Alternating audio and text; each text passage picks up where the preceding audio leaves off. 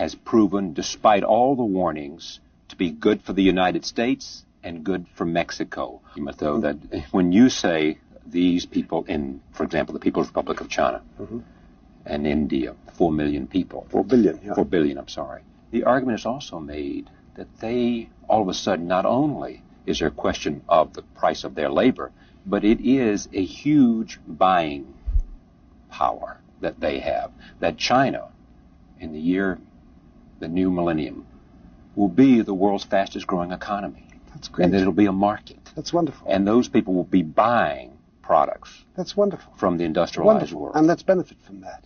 And we can work together. But how do you benefit from that without destroying ourselves? You go and you create a corporation in China. And you build a factory in China.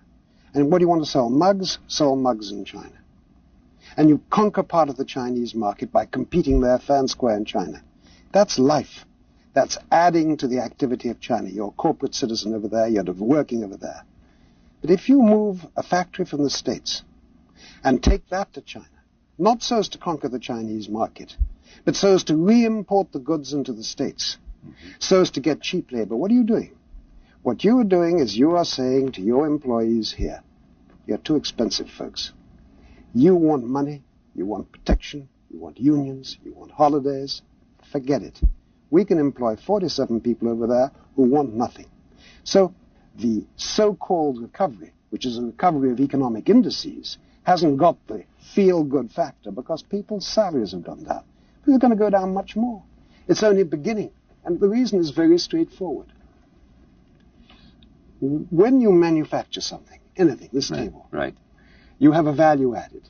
The value added is when you take the raw materials and you manufacture a product. The value you add is known as value added. And that is shared between capital and labor. And the whole division, the sharing of that, is being the subject of massive debates for generations. How much should go to capital? How much should go to labor? You've had strikes, you've had lockouts, you've had political debates. All of a sudden, by creating a global marketplace for labor, but by creating circumstances where people are making the same product with the same technology and the same capital, and the only variant is cost of labor, you are shattering the way you share the value added. And that means that you are destroying the basis on which we've been able to create an equilibrium and have a stable society. Okay, but let me just take this argument. This is the same thing we've heard about protectionism every time it comes up. Not. No, absolutely not. I am entirely for free enterprise. I am for free markets. I believe that you I'm waiting for the but. Oh, I'm giving you the but. I'm not for the destruction of one's society. Can you explain what is the purpose of an economy in your view?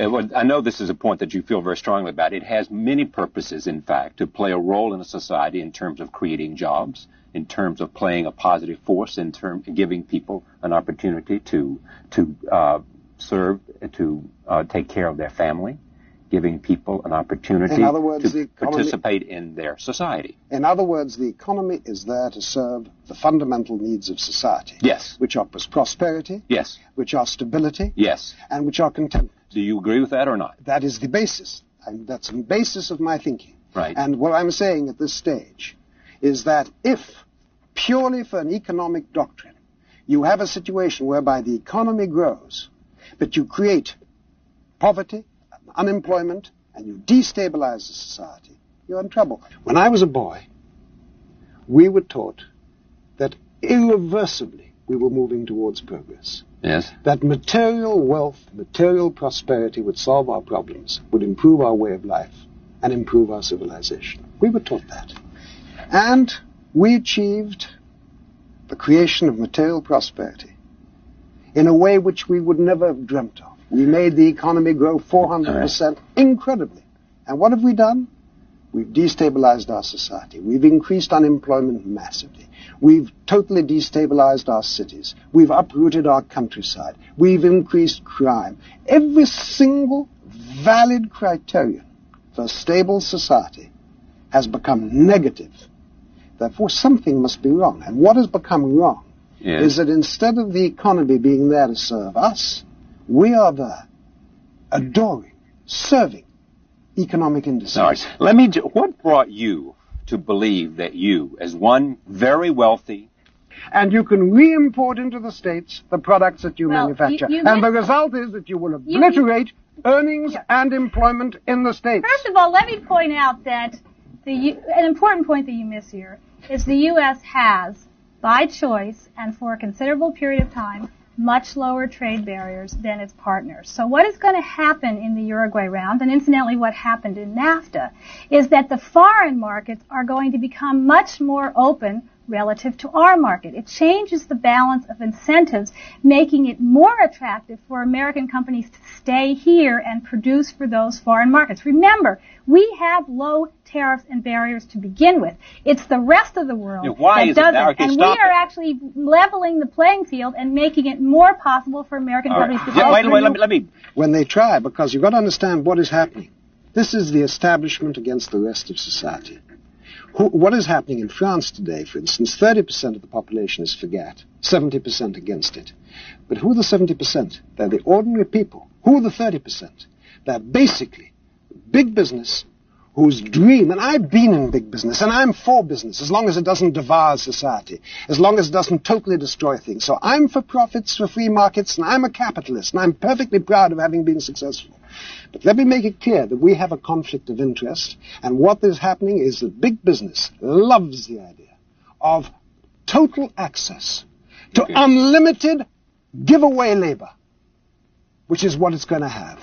And therefore, in a community like France, where we have succeeded in getting the issue out, in getting it discussed and understood, 70% are now against it. But when you strip away everything, what you were saying, I mean, and I've read this book, what you were saying is that you're going to see, if GATT passes, you're going to see labor. Jobs will be lost in the industrialized world because of the fact that companies, in the search of the cheapest labor, will move their manufacturing operations. And you know who's going to make money over there? You know who's going to make money over there? Who's going to make money over there? I'll tell you who's going to make money over there.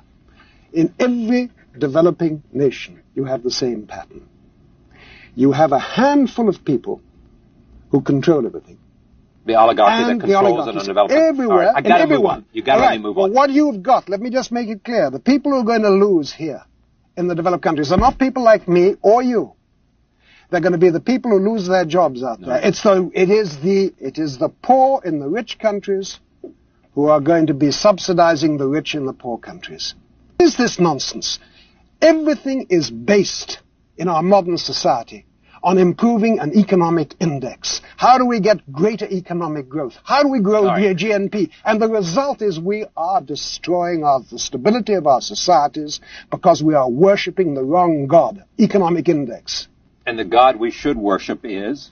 Is that the economy, like everything else, is a tool which should be submitted, should be subject to the true and